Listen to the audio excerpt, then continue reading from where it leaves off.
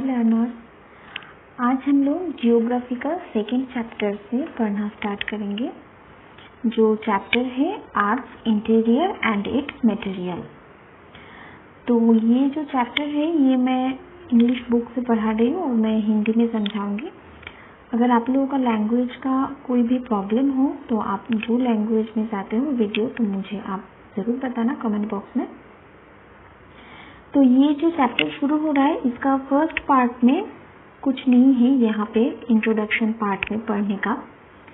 इसका जो पढ़ाई शुरू हो रहा है वो यहाँ से शुरू हो रहा है और ये वीडियो आप पूरा ज़रूर देखें, क्योंकि ये वीडियो पूरा देखने के बाद आप लोगों को बुक पढ़ने का बिल्कुल भी ज़रूरत नहीं पड़ेगा, क्योंकि मैं सेंटेंस बाय सेंटेंस आप लोगों को मीनिंग के साथ समझा दूंगी।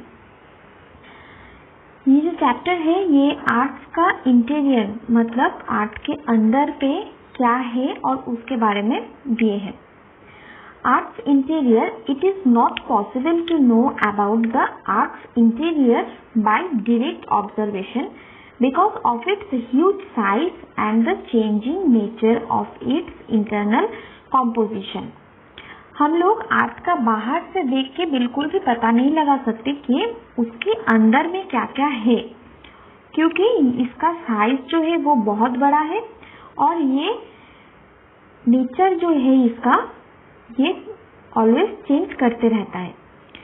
Through mining and drilling operations we have been able to observe the earth's interior directly only up to a depth of few kilometre. हम लोग जमीन को खोद के मिट्टी को ड्रिल करके हम लोग आर्ट के अंदर के बारे में जान सकते हैं, उसका कुछ पार्ट हम लोग देख सकते हैं, पर कुछ ही किलोमीटर तक, क्योंकि हम लोग आर्ट के एकदम अंदर तक तो बिल्कुल नहीं जा सकते। The rapid increase in temperature below the earth surface is mainly responsible for setting a limit to direct observation inside the earth. क्योंकि आर्ट के हम लोग जितना भी अंदर की तरफ जाएंगे उतना ही उसका टेम्परेचर जो है वो बढ़ता रहेगा, तो हम लोग आर्ट का एकदम इनसाइड से कभी भी उसको ऑब्जर्व नहीं कर सकते। The temperature in the earth's interior is so high that it can even melt any tool used for drilling. हम लोग आर्ट को खोदने के लिए जो भी इंस्ट्रूमेंट हम लोग यूज करेंगे वो इंस्ट्रूमेंट को ये पिघल सकता है, इसका अंदर इतना ही ज्यादा टेम्परेचर है। This fact also restrict deep drilling, तो इसके वजह से हम लोग बहुत अंदर तक ड्रिलिंग नहीं कर सकते, thus causing hindrance to direct observation of the materials of the art's interior। तो इसीलिए हम लोग आर्ट का जो इंटीरियर पार्ट का है उधर से हम लोग डायरेक्ट मटेरियल इसका नहीं पता कर सकते। The huge size of the earth and increasing temperature with depth has set a limit to direct observation of the earth interior. हम लोग आर्ट का जो डायरेक्ट उसका इंटीरियर है वो हम लोग कुछ ही लिमिट तक उसको ऑब्जर्व कर सकते हैं, अंदर तो नहीं जा सकते, क्योंकि इसका टेम्परेचर जो है वो जितना ही हम लोग अंदर जाएंगे उतना ही बढ़ता रहेगा। नेक्स्ट टॉपिक है structure of the earth's interior.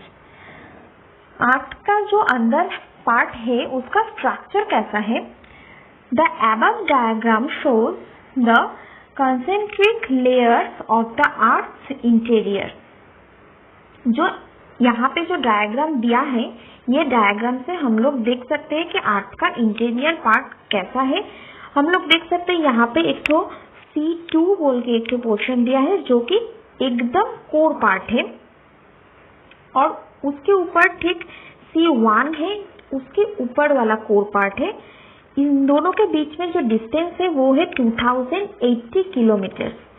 उसके बाद आता है मेंटल पार्ट जिसको सीमा भी बोलते हैं, क्यों बोलते हैं ये हम लोग आगे पढ़ेंगे। उसके ऊपर आता है लिथोस्फीयर वाला पार्ट जिसको सियाल बोलते हैं और एकदम ऊपर रहता है क्रास्ट जिसपे हम लोग रहते हैं।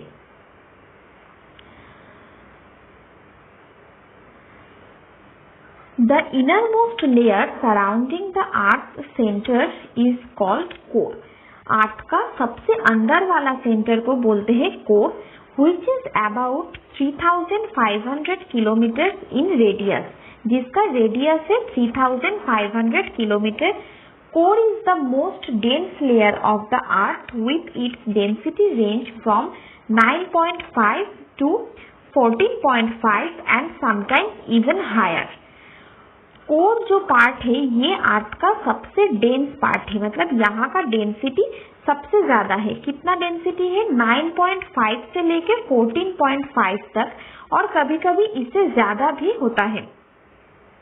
It is composed mainly of the iron and nickel, thus commonly known as nife. Nickel और फेरा, ये जो कोर पार्ट है ये मेनली दो चीज से बनता है, आयरन और निकेल, जिन लोगों का केमिकल नेम है Ni से शुरू होता है, एक का एक Fe से शुरू होता है। निकेल का Ni से शुरू होता है और फेरम और मीन्स आयरन का Fe से शुरू होता है, तो दोनों को मिला के नीफ बोला जा सकता है इसको।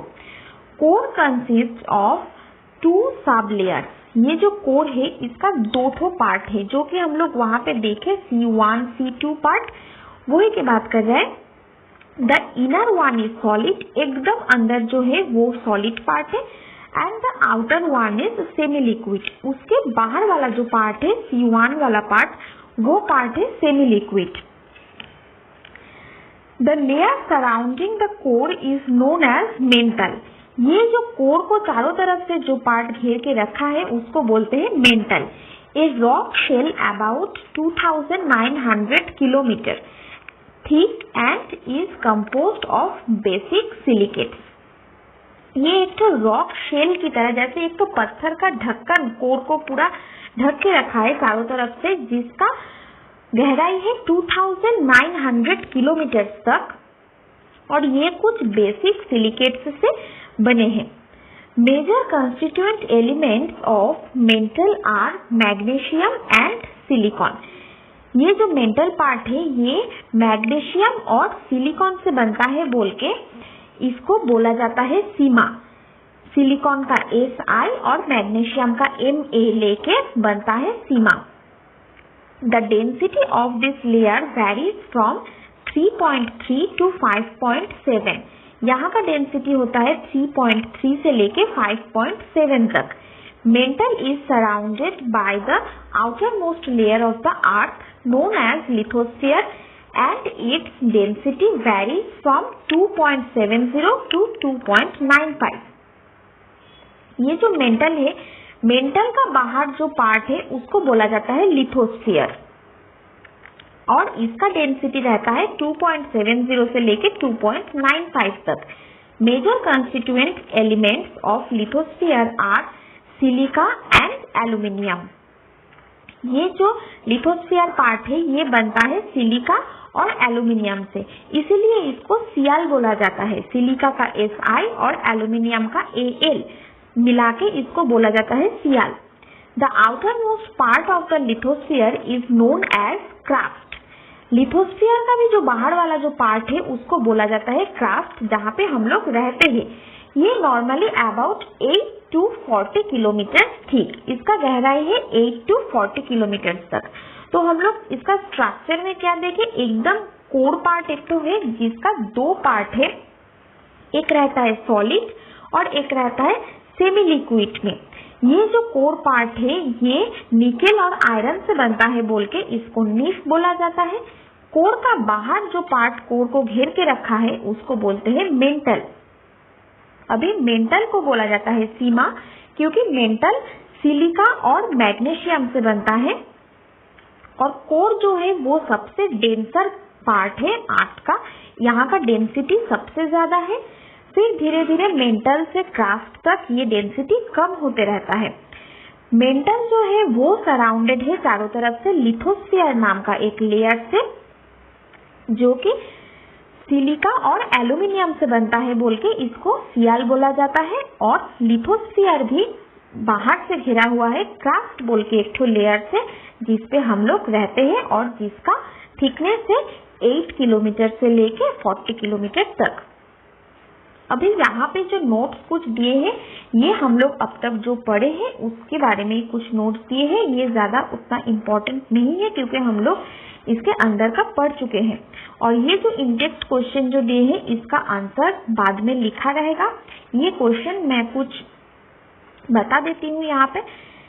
Give the most important factor limiting direct observation of the Earth's interior to a few kilometers. हम लोग अर्थ का जो लिमिटेड ऑब्जर्वेशन कर सकते हैं कुछ ही किलोमीटर तक, इसका कुछ इम्पोर्टेंट फैक्टर बताओ, मतलब क्यों हम लोग अर्थ के गहराई तक नहीं जा सकते। Name the 3 layers of the earth. Earth का तीनों लेयर के बारे में हम लोग जो अभी पढ़े, क्या क्या पढ़े, कोर, मेंटल और क्राफ्ट, ये तीनों पार्ट का यहाँ पे होगा answer. Name the inner most layer of the part. सबसे अंदर वाला पार्ट अर्थ का कौन सा है, core. What is the density of the core. Core का डेंसिटी हम लोग यहाँ पे कितना देखें, 9.5 से लेके 14.5 तक है कोर का density. Which layer includes the earth craft. Craft के में कौन सा लेयर है, ये सब क्वेश्चन का आंसर हम लोगों को मिल जाएगा। Name the thinnest layer of the अर्थ, ये सब क्वेश्चन का आंसर हम लोगों को चैप्टर के एंड में मिल जाएगा। अभी नेक्स्ट टॉपिक है temperature, pressure and density of the earth interior. Temperature, rise in temperature with increase in depth is observed in mines and deep wells. हम लोग जब खदान में काम करते हैं या फिर कुछ डीप वेल्स हम लोग खोदते हैं तब देखते हैं कि जितना ही हम लोग अंदर तक जा रहे हैं अर्थ का, उतना टेम्परेचर जो है वो बढ़ते रहता है। ये हम लोग पहले भी पढ़े हैं कि अर्थ के हम लोग जितना अंदर जाएंगे उतना टेम्परेचर जो है वो बढ़ता रहेगा। These evidences, along with molten lava erupted from the Earth's interior, support the temperature increases towards the center of the Earth. ये जो है इसके वजह से ही अंदर का जो सब चीज है अर्थ के वो मोल्टन स्टेट में आ जाते हैं और इसकी वजह से टेम्परेचर जो है वो बढ़ता रहता है। The different observations show that the rate of increase of temperature is not uniform from the surface towards the Earth's center. ये जो टेम्परेचर बढ़ते रहता है इसका कोई यूनिफॉर्म एक इंक्रीजेशन नहीं है। ऐसा नहीं है कि हम लोग इतना गहराई तक जाके इतना टेम्परेचर हम लोगों को मिलेगा और जो कि मतलब हर 1 किलोमीटर में टेम्परेचर 10 डिग्री करके बढ़ते रहता है या फिर हर 1 किलोमीटर में टेम्परेचर 1 डिग्री करके बढ़ते रहता है। ऐसा कुछ यूनिफॉर्म वैल्यू नहीं है उसका। हर एक जगह में टेम्परेचर का इंक्रीमेंट अलग अलग होता है। It is faster at some places than at others. कभी कोई जगह में कभी कभी ये जो अर्थ का टेम्परेचर जो है जितना गहराई तक हम लोग जाते हैं कहीं कहीं जगह में ये कुछ ज्यादा ही हो जाता है। कुछ दूसरे जगह से हम लोग कंपेयर करेंगे तो वो जगह में पर्टिकुलरली कुछ ज्यादा ही टेम्परेचर हो जाता है। In the beginning this increase is at an average rate of 1 degree centigrade for every 32 metres increase in depth.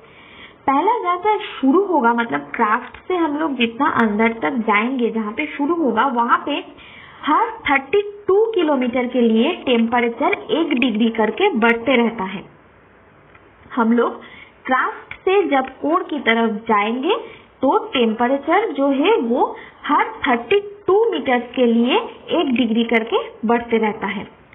At such a constant rate of increase in temperature at 10 kilometer depth, the temperature will be approximately 300 degree centigrade and at 40 kilometer depth will be 1200 degree centigrade.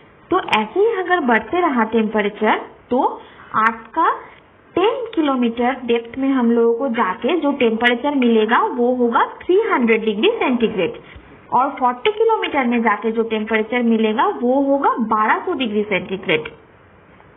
At this rate, Earth's interior should be in molten state. तो इस condition में मतलब इतना temperature अगर मिला तो सारा चीज जो है वो मोल्टन स्टेट में आ जाएगा। Yet it is not so because the rocks buried under the pressure of several kilometer thickness of overlying rocks melt at higher temperature than similar rocks at that surface. पर ऐसा नहीं होता है। Arts का तो हम लोग पढ़े हैं कि कोर तक भी उसका सॉलिड पार्ट रहता है, तो इसका मतलब ये नहीं है कि आर्ट्स का 40 किलोमीटर तक जाते ही हम लोगों को सारा चीज मोल्टन स्टेट में मिलेगा।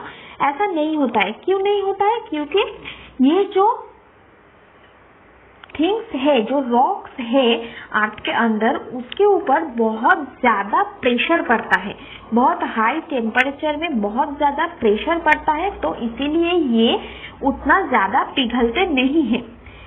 ए basaltic lava rock which melts at 1250 degree centigrade at the surface will melt at 14 degree centigrade at 32 kilometer depth. Basalt लावा जो है वो 1250 डिग्री टेम्परेचर में जनरली मेल्ट होता है, पर ये 32 किलोमीटर डेप्थ में 1400 डिग्री सेंटीग्रेड में मेल्ट होता है। क्यों? क्योंकि इसके ऊपर जो है वो बहुत ज्यादा प्रेशर रहता है, और प्रेशर जितना बढ़ेगा उसका मेल्टिंग पॉइंट जो है वो उतना बढ़ जाएगा। तो प्रेशर बढ़ जाता है बोल के इसका मेल्टिंग पॉइंट भी बढ़ जाता है, तो इसीलिए सारा चीज जो है आर्ट के अंदर वो हम लोगों को मोल्टन स्टेट में नहीं मिलता है। The extra heat required for melting is produced by radio activity. ये जो एक्स्ट्रा हीट जो जरूरत पड़ता है मेल्ट के वजह से, क्योंकि ये 1250 डिग्री टेम्परेचर में ये मेल्ट होता है और इसको तब चाहिए 1400 डिग्री सेंटीग्रेड। तो ये जो एक्स्ट्रा उसको टेम्परेचर लगेगा वो कहाँ से मिलेगा? वो मिलेगा रेडियो एक्टिविटी से। It is the result of breakdown of atomic nuclei of minerals emitting radiant energy in the form of heat from the rocks. जो मिनरल्स रहता है वो मिनरल्स का आर्ट के अंदर जो मिनरल्स रहता है उसका एटॉमिक एक एटम का जो न्यूक्लियस है उसका जब ब्रेकडाउन होता है, मतलब वो जब टूट जाता है, एक दूसरे से अलग हो जाता है, तब जाके ये हीट जो है वो प्रोड्यूस होता है।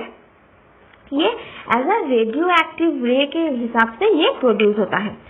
The behaviour of earthquake waves is another evidence of this phenomenon.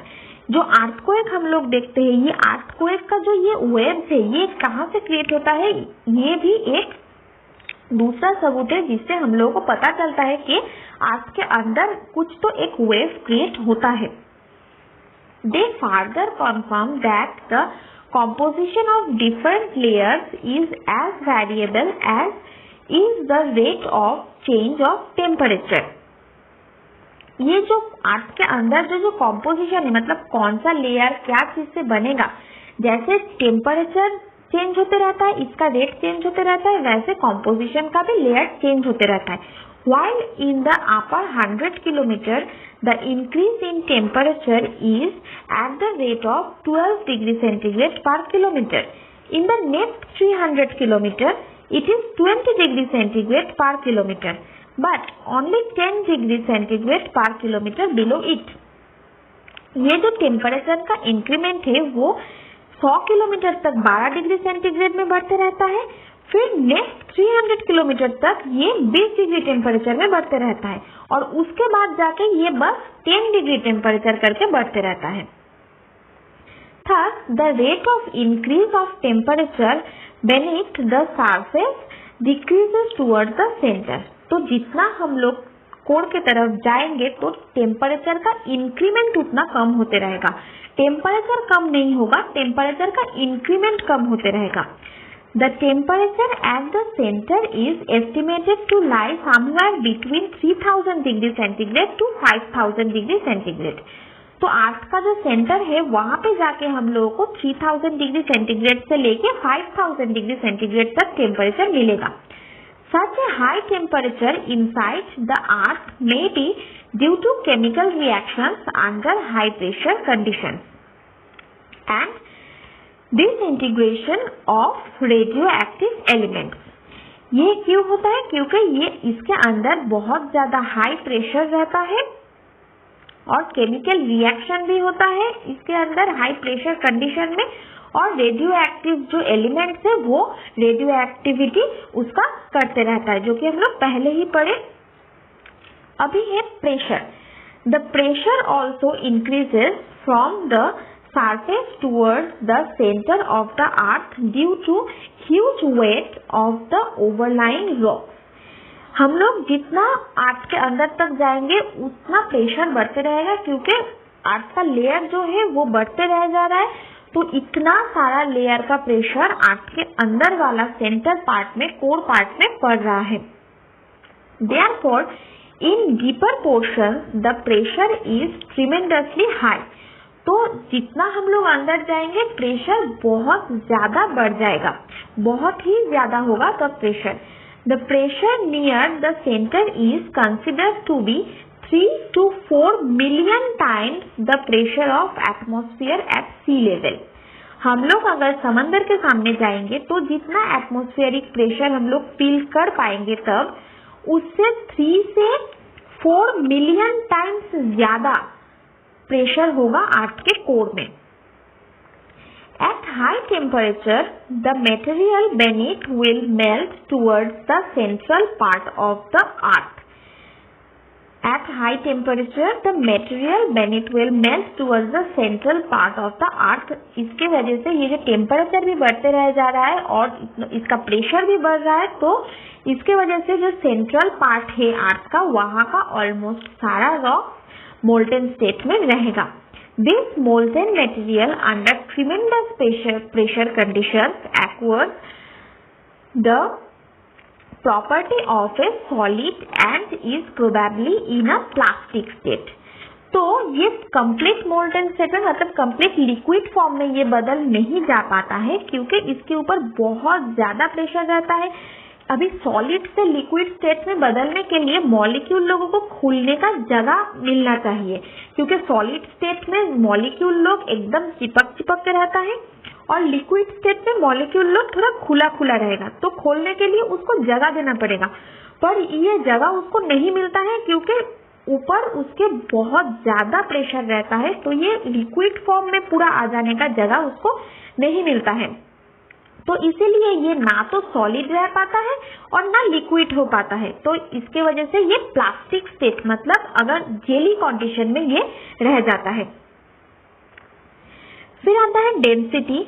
Due to increase in pressure the presence of heavier material towards the earth centre the density of earth layer also goes on increasing. हम लोग जितना अंदर तरफ जाएंगे उतना temperature और pressure तो बढ़ते जाएगा ही। अब प्रेशर जितना बढ़ेगा अर्थ के अंदर का डेंसिटी उतना बढ़ते जाएगा। क्यों? क्योंकि प्रेशर बढ़ रहा है तो उसका मॉलिक्यूल्स लोगों को रहने का जगह नहीं मिल रहा है, तो वो लोग चिपक के रह रहा है, और जब भी ये लोग चिपक के रहेंगे तो ही इसका डेंसिटी जाके बढ़ जाएगा। Obviously the materials of the inner most part of the earth are very dense as already stated. Obviously हम लोग अर्थ के जब अंदर तरफ जाएंगे तब उसका जो कोर पार्ट का डेंसिटी वो बहुत ही ज्यादा रहेगा। फिर से यहाँ पे कुछ क्वेश्चंस दिया है जिसका आंसर हम लोगों को लास्ट में मिल जाएगा। What is the temperature at the centre of the earth? Earth का जो सेंटर है वहां पे टेम्परेचर कितना रहता है? How much is the pressure at the earth centre? Earth का जो सेंटर है वहां पे प्रेशर कितना रहता है? Why does the density increase towards the center of the earth? अर्थ का सेंटर में डेंसिटी क्यों ज्यादा होता है? अभी आ रहा है materials of the earth's crust. The outermost part of lithosphere is called crust.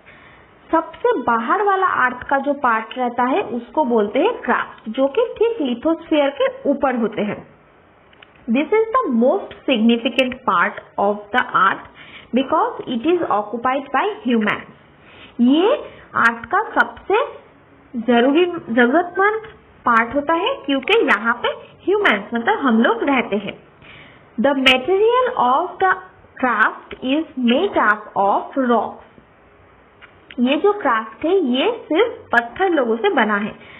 The rocks are different types. ये रॉक्स लोग सब अलग अलग टाइप का होता है। They are hard like granite. कभी कभी ये लोग ग्रानाइट की तरह बहुत हार्ड होता है। सॉफ्ट लाइक क्ले, कीचड़ की तरह सॉफ्ट हो सकता है। लूज लाइक ग्रेवल, ग्रेवल पत्थर की तरह बहुत ही पाउडर टाइप हो सकता है।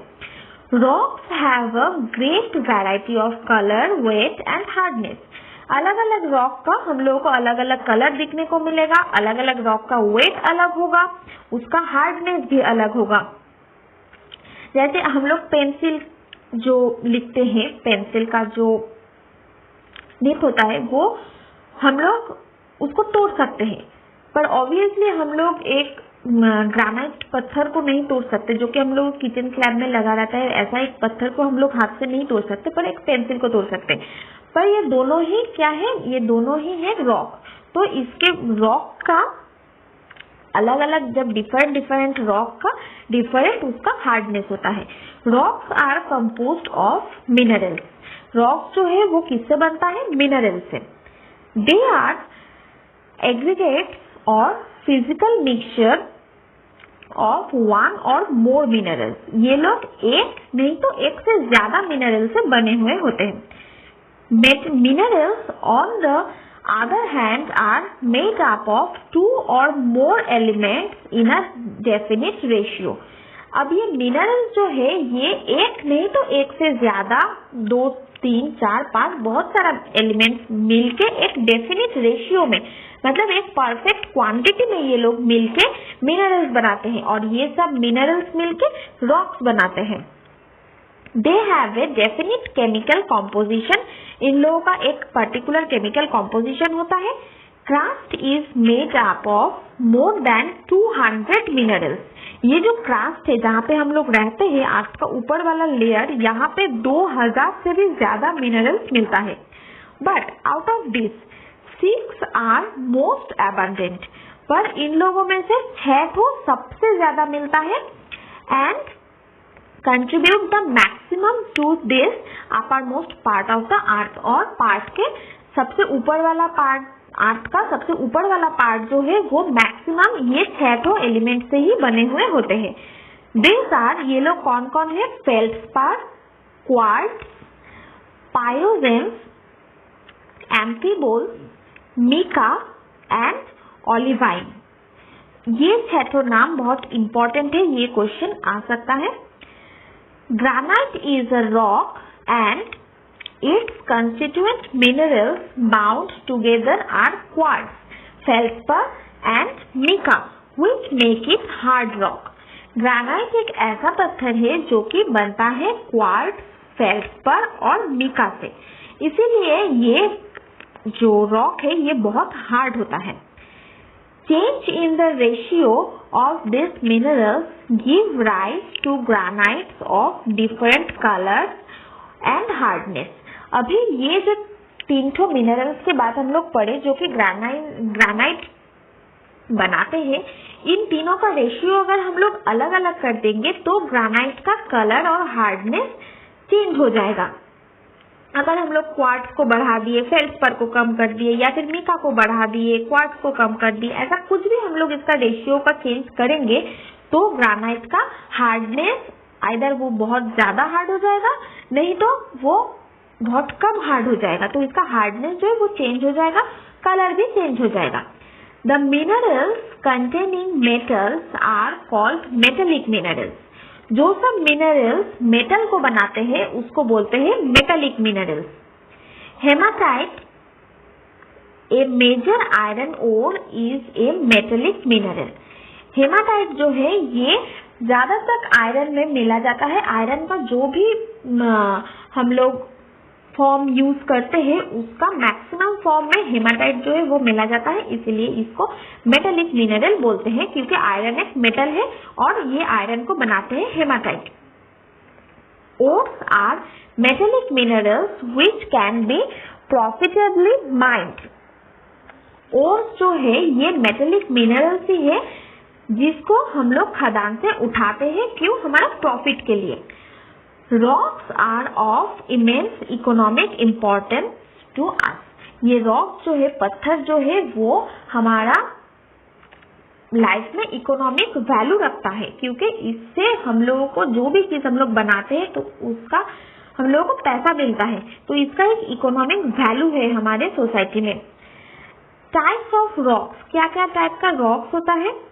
Igneous rock, sedimentary and metamorphic rock. Igneous rock जो है वो कैसे बनता है? The word igneous is derived from the Latin word Ignis meaning fire.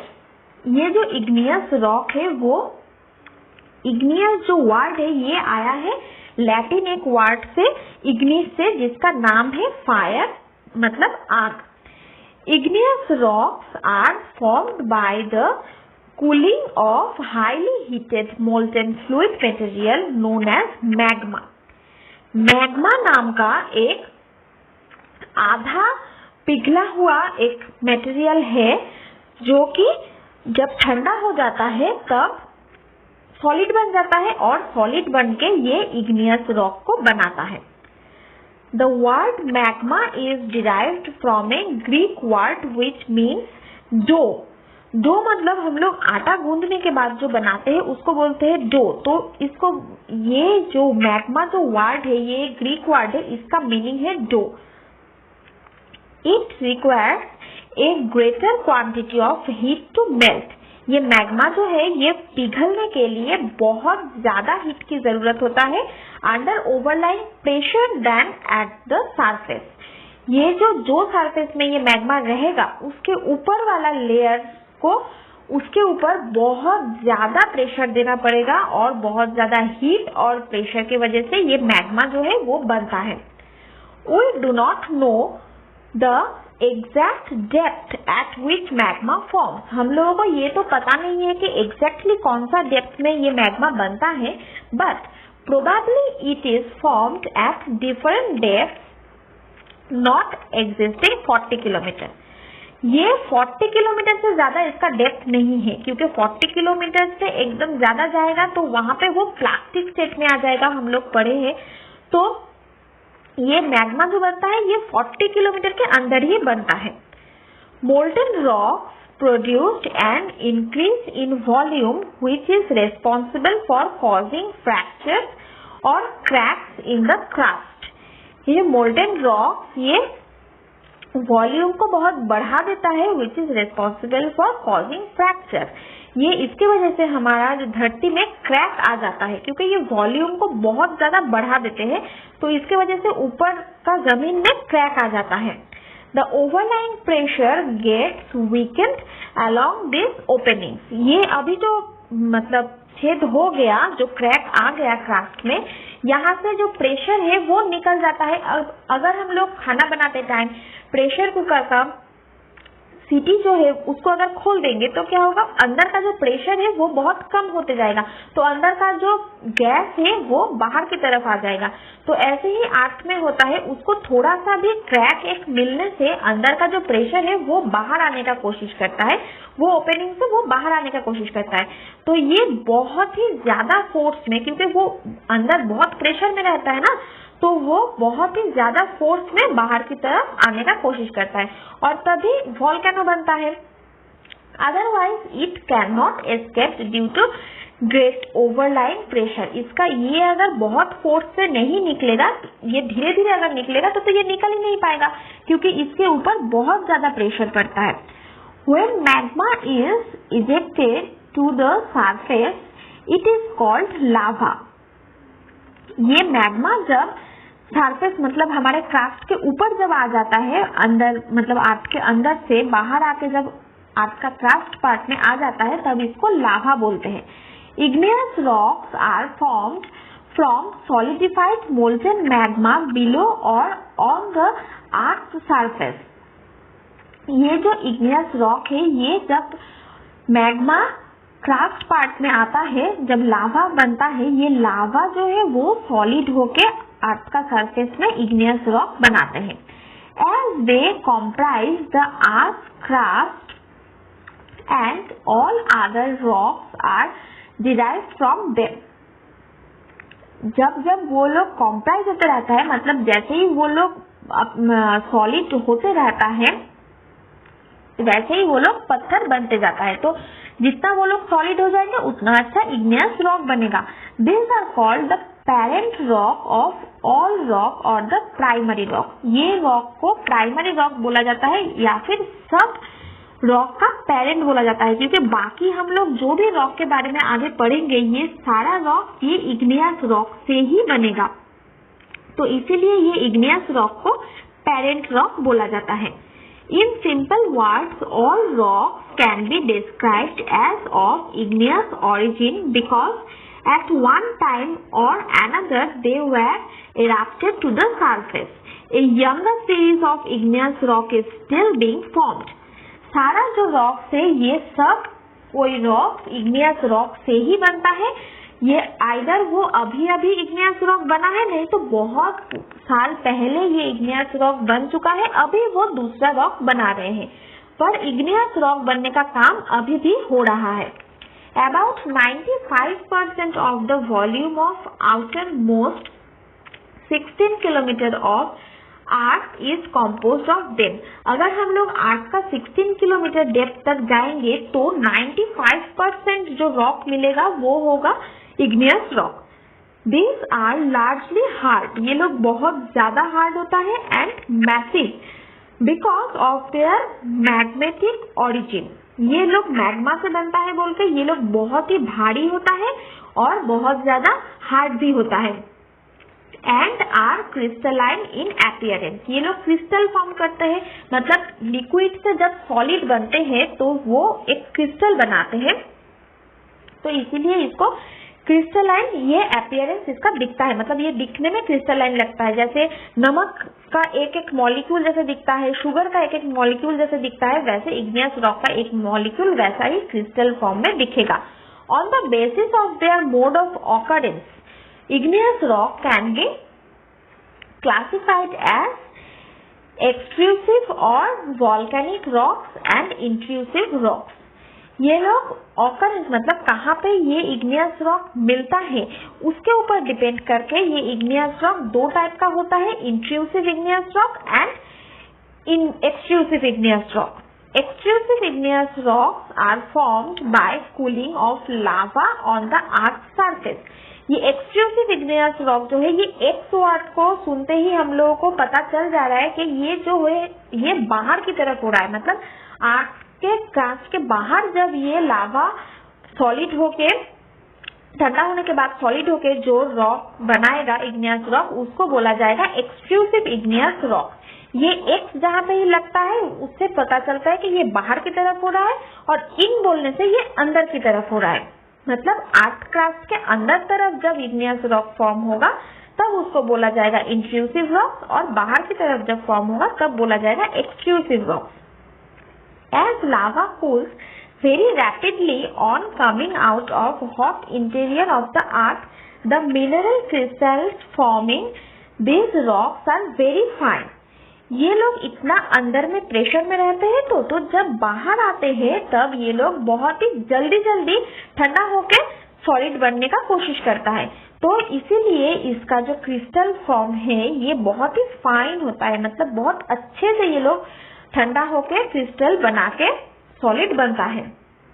These rocks are also called volcanic rocks. इसको volcanic rock भी बोला जाता है क्योंकि वॉल्केनो होता है, ये मैग्मा जब बाहर आता है लावा होके तब एक वॉल्केनो होता है और ये वॉल्केनो के बाद ये रॉक बनता है बोल के इसका नाम है volcanic rock. Gabbro and basalt are very common example of such rocks. ये तो igneous rock का दो एग्जाम्पल है, basalt and gabbro. These rocks are found in volcanic areas. जहाँ जहाँ पे भी volcano होता है वहाँ पे ही ये igneous rock मिला जाता है। Deccan Plateau's regular soil in India is derived from lava. हमारा इंडिया का जो डेक्कन प्लेट्यू है यहाँ पे जो सॉइल मिलता है वो कम्प्लीटली igneous rock से बना है। अब आ रहा है intrusive igneous rocks are formed when magma solidifies below the earth surface. जब अर्थ सरफेस के नीचे ये मैग्मा सॉलिड बन जाता है तब बनता है intrusive igneous rock. The rate of cooling below the Earth's surface is very slow, which gives rise to formation of large crystal in the rocks. अच्छा, अंदर जो है वो बहुत अंदर प्रेशर में रहता है। अब बाहर जब ये खुले में आता है तब ये लोग उसका बहुत ही प्रेशर तो कम हो जाता है, तो इसीलिए ये लोग बहुत जल्दी जल्दी सॉलिड बन जाता है। पर जब अर्थ के अंदर बना रहे हैं ये लोग इग्नियस रॉक, तब प्रेशर तो पूरा तरीके से रिलीज नहीं हुआ, प्रेशर में तो वो लोग अभी भी है और टेम्परेचर भी बहुत ज्यादा कम नहीं हुआ, तो इसीलिए वो लोग धीरे धीरे क्रिस्टल बनाते हैं, इसीलिए ये क्रिस्टल का साइज बहुत बड़ा होता है। Deep seated intrusive rocks are termed as plutonic rocks. सबसे एकदम डीप साइड में जो अर्थ के एकदम गहराई में जो इंट्रूसिव रॉक्स मिलता है उसको बोलते हैं plutonic rocks, and shallow depth intrusive rocks are termed as hypabyssal. ये जो थोड़ा सा डेप्थ में ही जो इंट्रूसिव रॉक बनेगा उसको बोला जाएगा हाइपरबाइसल, और ज्यादा डीप में जो इंट्रूसिव रॉक फॉर्म होगा उसको बोला जाएगा plutonic rock. Granite and dolerite are common example of intrusive rock. Granite और डोलेराइट ये दोनों इंट्रूसिव रॉक का बहुत कॉमन एग्जाम्पल है। From this point of view therefore igneous rocks can be in accordance with their mode of formation।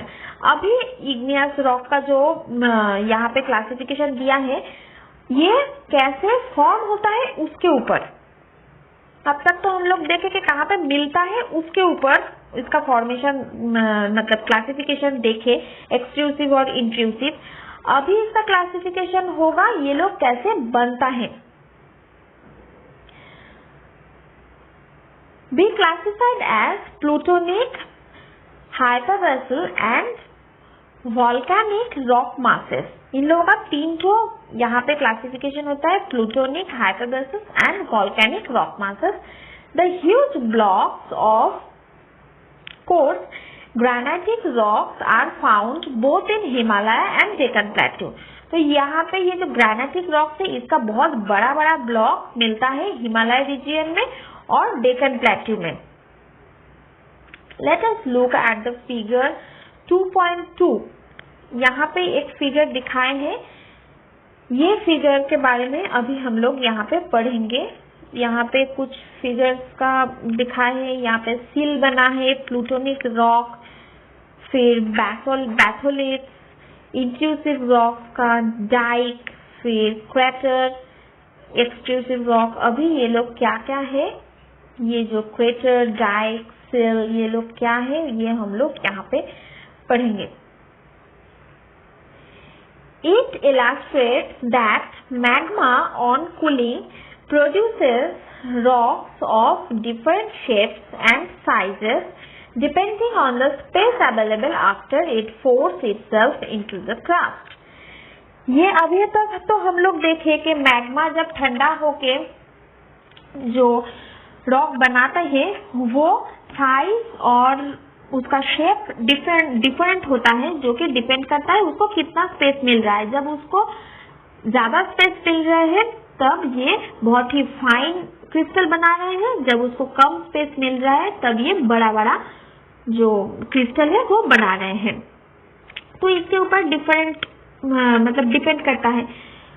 Common forms of intrusive igneous rocks are batholiths, sills and dykes. ये जो intrusive igneous rock है ना, ये अंदर में ना different landform बनाते हैं, मतलब अलग अलग शेप बनाते हैं ये लोग। तो ये कुछ कॉमन शेप का नाम दिया है बैथोलिट, सील एंड डाइक्स, क्योंकि ये लोगों को तो एक क्रैक मिलते ही ये लोग बाहर की तरफ आ जाते हैं। तो एक क्रैक से जब ये लोग बाहर की तरफ आएगा तो अलग अलग फॉर्म मतलब शेप ऑब्वियसली बनाएगा ये, तो ये कुछ अलग शेप का ही यहाँ पे नाम दिया है।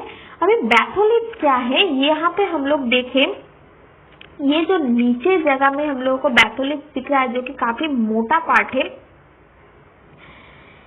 अभी यहाँ पे बोले हैं batholiths are huge masses of solidified magma. वहां पे हम लोग देखे कि काफी मोटा है बैथोलिट जो है, तो यहाँ पे ह्यूज मासेस मतलब बहुत ज्यादा यहाँ पे एक सॉलिड स्ट्रक्चर बनाते हैं जिसका नाम है batholith. They very in sizes, इसका साइज वेरी करता है, कभी ये छोटा बनता है कभी बड़ा बनता है। Some are such as several 100 kilometres across 1000 of kilometres thick, इसका कभी गहराई 100 किलोमीटर तक जाता है, 1000 किलोमीटर तक जाता है। They generally form the core of the major mountains, ये जो बड़ा बड़ा माउंटेन्स हम लोग देखते हैं उसका कोर में, मतलब एकदम अंदर में जनरली यही बैथोलिथ बन के रहता है। ये बैथोलिथ वो जगह को ऊंचा कर देता है, फिर उसके ऊपर मतलब शेप बनते बनते उतना बड़ा बड़ा पहाड़ हम लोगों को दिखता है। They vary in size, as shown in this diagram, they are irregular dome-shaped roofs sometimes appear on the surface after erosion of millions of years. इसका जो डोम शेप होता है, मतलब ऊपर की तरफ ऐसे पिरामिड टाइप का जो शेप बन जाता है, वो जितना सालों साल जाता है वो उतना इरोजन होते रहता है। मतलब हवा से ये डिस्ट्रॉय हो जाता है, फिर पानी से धुल जाता है, काफी चीजों से ये इसका जो स्ट्रक्चर है वो चेंज हो जाता है। Seal is the horizontal intrusion of solidified magma between the layers of pre existing rock. Seal जो है ये हॉरिजॉन्टली फॉर्म होता है, मतलब चौड़ा तरीके से ये फॉर्म होता है। ये मैग्मा जब सॉलिड हो जाता है ऐसे हॉरिजॉन्टली, तब उसको बोलते हैं sill. Dyke is similarly a more or less vertical formation from few metres of several kilometres in length and from few centimetres to 100 of metres in thickness. अभी ये सील तो हुआ हॉरिजॉन्टली, अभी ये डाइक है वर्टिकली, ये लंबाई में बढ़ेगा। इसका कभी कभी सेवरल किलोमीटर तक, मतलब कुछ बहुत ज्यादा किलोमीटर तक इसका लेंथ पहुंच सकता है, और कभी कभी कुछ सेंटीमीटर नहीं तो कुछ 100 मीटर तक इसका थिकनेस जो है वो बढ़ते रहता है। On the basis of chemical properties, igneous rocks are classified into acidic and basic rocks. अभी इसका केमिकल प्रॉपर्टी के ऊपर डिपेंड करके igneous rock कितना टाइप का होता है, दो टाइप का, एसिडिक और बेसिक। तो igneous rock को काफी बार क्लासिफाइड किया गया। पहले तो एक बार यहाँ पे क्लासिफाइड किया गया उसका ऑकरेंस के ऊपर, मतलब ये कहाँ पे मिलता है उसके ऊपर, extrusive igneous rock, intrusive igneous rock। फिर इसका ये क्या क्या फॉर्म बनाते हैं उसके ऊपर इसको क्लासिफाई किया गया, जैसे बैथोलिथ, सील, डाइक, ये सब फॉर्म वो अंदर बनाते हैं। और अभी उसको केमिकल प्रॉपर्टीज के ऊपर उसका जो क्लासिफिकेशन है वो किया जा रहा है, जिससे बनता है एसिडिक और basic rock. These are formed as a result of solidification of acidic और बेसिक लावा। ये एसिडिक फॉर्म और बेसिक फॉर्म में लावा बनाते हैं। Acidic igneous rocks are composed of 65% और more of silica। ये एसिडिक igneous rock में 65% और कभी कभी इससे ज्यादा परसेंट में सिलिका रहता है। These rocks are light colored। ये एसिडिक igneous rock का कलर जो है वो हल्का होता है, ये बहुत हार्ड होता है और वेरी स्ट्रॉन्ग होता है। ग्रेनाइट एक एग्जाम्पल है एसिडिक रॉक का। Basic igneous rocks contain less than 55% of silica. ये बेसिक, अभी जो बेसिक पार्ट है, बेसिक igneous rock जो है, एसिडिक का तो चला गया, अभी बेसिक igneous rock जो है उसमें 55% ऑफ सिलिका रहता है and have more of iron and magnesium. और यहाँ पे आयरन और मैग्नीशियम बहुत ज्यादा अमाउंट में रहता है। These rocks are dark colored and weak enough for weathering। इसका कलर जो है वो बहुत डार्क होता है और बहुत ये लोग हल्का होता है, ताकि ये वेदरिंग में बहुत जल्दी डिस्ट्रॉय हो जाता है, मतलब हवा में काफी इसका डिस्ट्रॉय होता है, फिर पानी में धुल जाता है क्योंकि ये वीक होता है। Gabbro, basalt and dolerite are example of basic rocks। तो गैब्रो, basalt और dolerite ये बेसिक रॉक का एग्जाम्पल है। यहाँ पे फिर से कुछ क्वेश्चन दिया है। Define the term mineral, mineral किसे बोलते हैं? Give the names of any three minerals which are found extensively on the Earth's crust. अर्थ का क्रस्ट में कौन कौन सा मिनरल ज्यादा मिलता है? Give a term for each of the following. अभी हम लोगों को ये जो एक सेंटेंस दिए है, इसको मतलब इसको पढ़ के हम लोगों को कौन सा वर्ड पता चल रहा है, वो वर्ड हम लोगों को लिखना है। Deep seated intrusive igneous rock, जो इग्नियस रॉक वो बहुत गहराई तक रहता है, उसको क्या बोलते हैं? अभी हम लोग यहाँ पे पढ़े थे, deep seated intrusive rocks are termed as plutonic rocks. तो इसका आंसर क्या होगा? Plutonic rocks. A hot sticky molten material erected on the earth surface, जो मोल्टन मटेरियल अर्थ के बाहर तरफ आता है उसको क्या बोलते हैं? जो कि बहुत गर्म और स्टिकी रहता है, उसको लावा बोलते हैं। How are dykes and sill formed, ये डाइक्स और सील कैसे बनता है? और यहाँ पे टिक द करेक्ट आंसर है igneous rocks are formed due to. ये इग्नियस रॉक किस वजह से बनता है? ठंडा होने की वजह से, गर्म होने की वजह से, और या फिर ठंडा और गर्म कुछ भी नहीं होने की वजह से? ऑब्वियसली ठंडा होने की वजह से। हम लोग पढ़े कि बहुत गर्म चीज जब बाहर आ जाता है और ठंडा हो जाता है तब ये इग्नियस रॉक बनाते हैं। Which one of the following is an example of intrusive igneous rock? Intrusive igneous rock का एग्जाम्पल इनमें से कौन सा है? Primary rocks are the result of, primary rocks जो है मतलब पेरेंट रॉक मतलब इग्नियस रॉक, ये किस चीज का रिजल्ट है? मतलब किस चीज की वजह से ये प्राइमरी रॉक बनता है? सेडिमेंटेशन की वजह से, सॉलिडिफिकेशन की वजह से, मेटामॉर्फिज्म की वजह से। कौन सी वजह से ये बनता है? सॉलिडिफिकेशन की वजह से, क्योंकि ये सॉलिड होता है तभी इग्नियस रॉक बनता है। अच्छा, बाकी जो पार्ट है ये हम लोग इसी चैप्टर का नेक्स्ट वीडियो का पार्ट में हम लोग पढ़ेंगे, नहीं तो ये वीडियो काफी लंबा हो जाएगा। और इसका कुछ ज्यादा पार्ट नहीं है, थोड़ा सा ही पार्ट ऑफ बचा है जो कि हम लोग इस वीडियो का पार्ट 2 में पढ़ेंगे। तो आप लोगों को समझ में आ गया होगा जो चैप्टर में अभी पढ़ाई, तो आप लोगों को बुक पढ़ने का बिल्कुल भी जरूरत नहीं पड़ेगा, क्योंकि मैं लाइन बाय लाइन ये चैप्टर का पढ़ा दी।